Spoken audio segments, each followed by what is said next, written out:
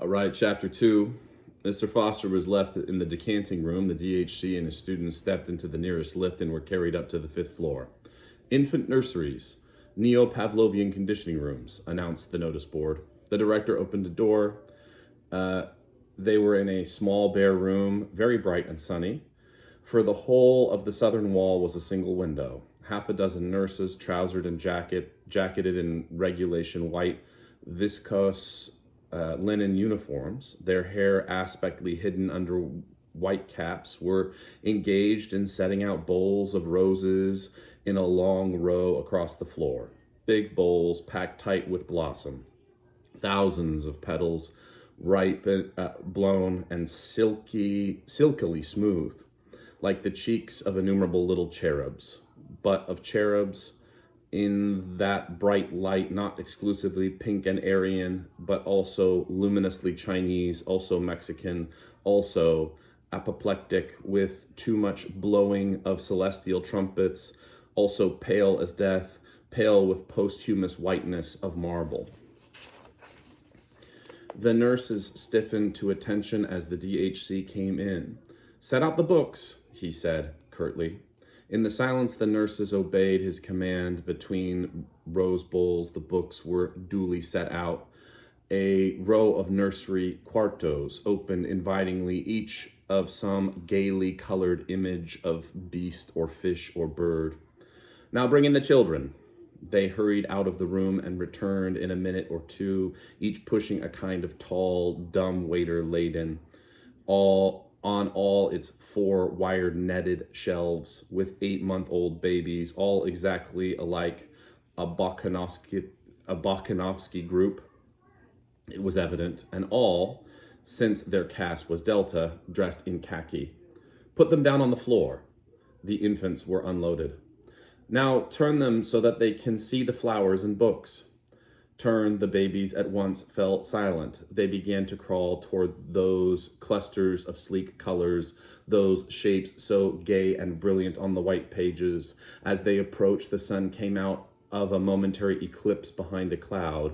The roses flamed up as though with a sudden passion from within. A new and profound significance seemed to suffuse the shining pages of the books. From the ranks of the crawling babies came little squeals of excitement, gurgles, and twitterings of pleasure. The director rubbed his hands. "Excellent," he said. "It might almost have been done on purpose."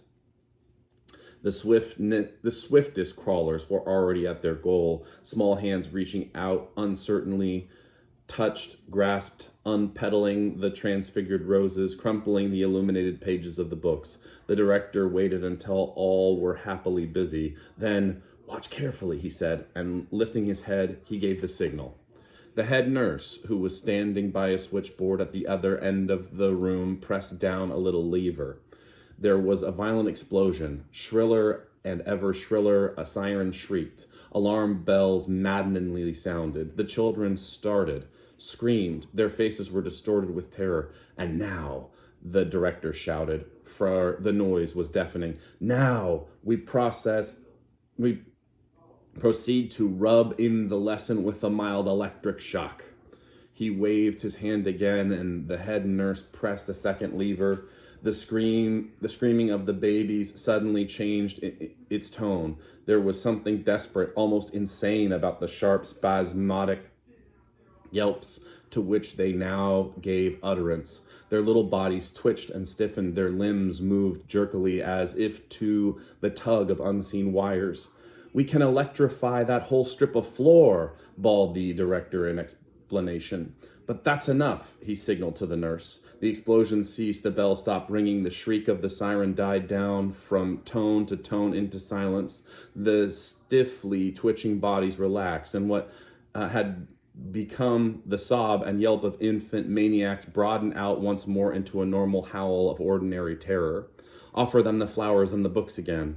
The nurse obeyed, but at the approach of the roses, at the mere sight of those gaily colored images of Pussy and Cock-a-doodle-doo, of Baba Black Sheep, the infants shrank away in horror. The volume of their howling suddenly increased. "Observe," said the director triumphantly. "Observe!" Books and loud noises, flowers and electric shocks. Already in the infant mind, these couples were compromisingly linked. And after 200 repetitions of the same or similar lesson, would be wedded indissolubly. What man has joined, nature is powerless to put asunder. They'll grow up with what the psychologists used to call an instinctive hatred of books and flowers, reflexes unalterably conditioned. They'll be safe from books and botany all their lives. The director turned to his nurses. Take them away again. Still yelling, the khaki babies were loaded onto their dumbwaiters and wheeled out, leaving behind them the smell of sour milk and a most welcome silence. One of the students held up his hand, and though he could see quite well why you couldn't have lower caste people wasting the community's time over books, and that there was always the risk of their reading something which might undesirably decondition one of their reflexes, yet, well, he couldn't understand about the flowers. Why go to the trouble of making it psychologically impossible for deltas to like flowers? Patiently, the DHC explained, if children were made to scream at the sight of a rose, that was on grounds of high economic policy. No, not so very long ago, a century or thereabout, gammas, deltas, and even epsilons had been conditioned to like flowers. Flowers in particular and wild nature in general. The idea was to make them want to be going out in the country at every available opportunity, and so compel them to consume transport. And didn't they consume transport, asked the student. Quite a lot, the DHC replied, but nothing else. Primroses and landscapes, he pointed out, have one grave deficit. They are gratuitous. A love of nature keeps no factories busy. It was decided to abolish the love of nature, at any rate among the lower classes, to abolish the love of nature, but not the tendency to consume transport. For of course it was essential that they keep on going to the country even though they hated it. The problem was to find an economically sounder reason for consuming transport than the mere affection for primroses and landscape. It was duly found. We condition the masses to hate the country, concluded the director, but simultaneously we condition them to love all country sports. At the same time, we see to it that all country sports shall entail the use of elaborate apparatus, so that they consume manufactured articles as well as transport, hence those electric shocks. I see, said the student, and was silent, lost in admiration. There was a silence then, clearing his throat. Once upon a time, the director began, while our Ford was still on Earth, there was a little boy called Reuben Romanowski. Reuben was the child of Polish-speaking parents, the director interrupted himself. You know what Polish is, I suppose? A dead language, like French and German, another student officiously showing off his learning. And parent, questioned the DHC. There was an uneasy silence. Several of the boys blushed. They had not yet learned to draw the significance, but often very fine distinction between smut and pure science. One, at last, had the courage to raise his hand. Human beings used to, he hesitated. The blood rushed to his cheeks. Well, that used to be viviparous. Quite right, the director nodded approvingly. And when the babies were decanted, born, came the correction, well, then they were the parents. I mean, not the babies, of course, the other ones. The poor boy was overwhelmed with confusion. In brief, the director summed up, the parents were the father and the mother.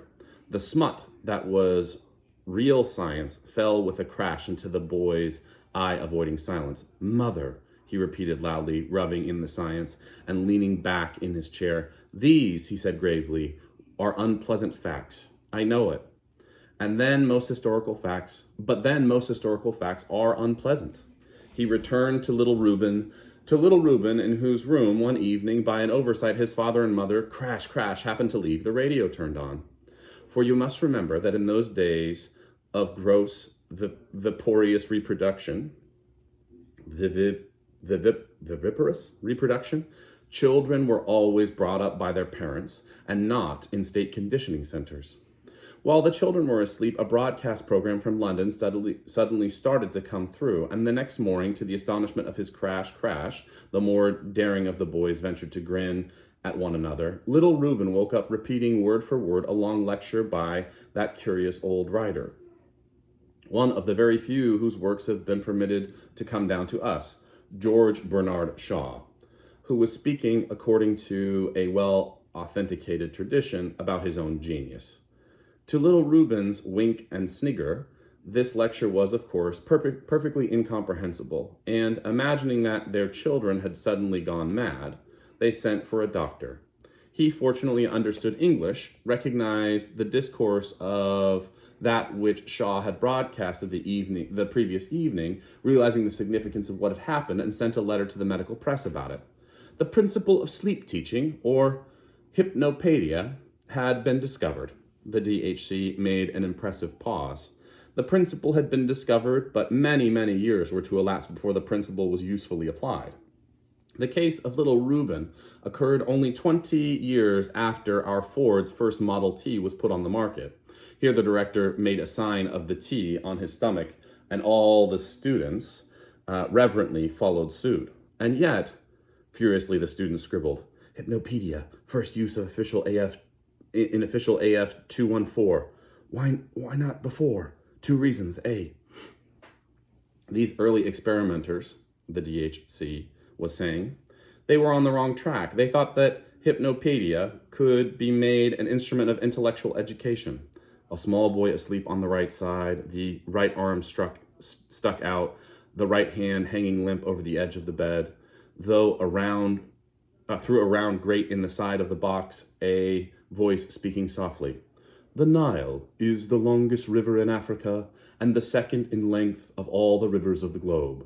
Although falling short of the length of the Mississippi, Missouri, the Nile is at the head of all rivers as regards the length of its basin, which extends through 35 degrees of latitude."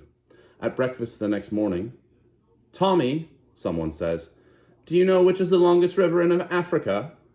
A shaking of head. "But don't you remember something that begins the Nile is the longest river in Africa and the second in length of all the rivers of the globe." The words came rushing out. "Although falling short of, well now, which is the longest river in Africa?" The eyes are blank. "I don't know." "But the Nile, Tommy. The Nile is the longest river in Africa and second." "Then which river is the longest, Tommy?" Tommy bursts into tears. "I don't know," he howls. That howl, the director made it plain, discouraged the earliest investigators. The experiments were abandoned. No further attempts were made to reach children the length of the Nile in their sleep. Quite rightly. You can't teach a science unless you know what it's all about. Whereas, if they'd only started on moral education, said the director. Leading the way toward the door, the students followed him, desperately scribbling as they walked all the way up in the lift. Moral education, which ought never in any circumstance be irrational. "Silence, silence," whispered a loudspeaker as they stepped out of the 14th floor. "And silence," the trumpet mouths indefatigably repeated at intervals down every corner. The students and even the director himself rose automatically to the tips of their toes. They were alphas, of course, but even alphas had been well conditioned. "Silence, silence." All the air of the 14th floor was sibilant with the categorical imperative. 50 yards of tiptoeing brought them to a door which the director cautiously opened. They stepped over the threshold into the twilight of a shuddering dormitory. 80 cots stood in a row against the wall. There was a sound of light, regular breathing and a continuous murmur, as of very faint voices remotely whispering. A nurse rose as they entered and came to attention before the director. "What's the lesson this afternoon?" he asked. "We had elementary sex for the first 40 minutes, she answered. "But now it switched over to elementary class consciousness." The director walked slowly down the long line of cots. Rosy and relaxed with sleep, 80 little boys and girls lay softly breathing. There was a whisper under every pillow. The DHC halted and bent over one of the little beds, listening attentively. "Elementary class consciousness, did you say? Let's have it repeated a little louder by the trumpet." and at the end of the room, a loudspeaker projected from the wall. The director walked up to it and pressed a switch. "All wear green," said a soft but distant voice, beginning in the middle of a sentence, "and Delta children wear khaki. Oh no, I don't want to play with Delta children, and Epsilons are still worse. They're too stupid to be able to read or write. Beside, they wear black, which is such a beastly color. I'm so glad I'm a beta." There was a pause. Then the voice began again. "Alpha children wear gray. They work much harder than we do, because they're so frightfully clever. I'm really awfully glad I'm a beta, because I don't work so hard. And then we are much better than gammas and deltas. Gammas are stupid. They all wear green, and Delta children wear khaki. Oh no, I don't want to play with Delta children, and Epsilons are still worse. They're too stupid to be able..." The director pushed back the switch. The voice was silent. Only its thin ghost continued to mutter from beneath the 80 pillows. "They'll have that repeated 40 or 50 times more before they wake. Then again on Thursday, and again on Saturday, and 120 times 3 times a week for 30 months. After which, they go on to a more advanced lesson.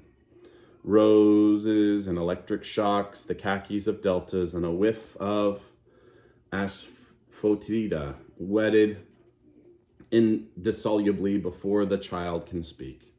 But wordless conditioning is crude and wholesale, cannot bring home the finer distinctions, cannot inculcate the more complex courses of behavior. For that, there must be words, but words without reason. In brief, hypnopaedia. The greatest moralizing and socializing force of all time. The students took it down in their little books, straight from the horse's mouth. Once more, the director touched the switch. "So frightfully clever," the soft, insinuating, indefatigable voice was saying. "I'm really awful glad I'm a beta, because not so much like drops of water, though water, it is true, can wear holes in the hardest granite, rather drops of liquid sealing wax, drops that adhere in crust, incorporate themselves with what they fall on, till finally the rock is all one scarlet blob. Till all the last child's mind is these suggestions, and the sum of the suggestions is the child's mind, and not the child's mind only, the adult's mind too, all his life. The mind that judges and desires and decides, made up of these suggestions. But all these suggestions are our suggestions." The director almost shouted in triumph. "Suggestions from the state!" He banged the nearest table. "It therefore follows..." A noise made him turn around. "Oh, Ford," he said in another tone, "I've gone and woken the children." That's the end of chapter 2.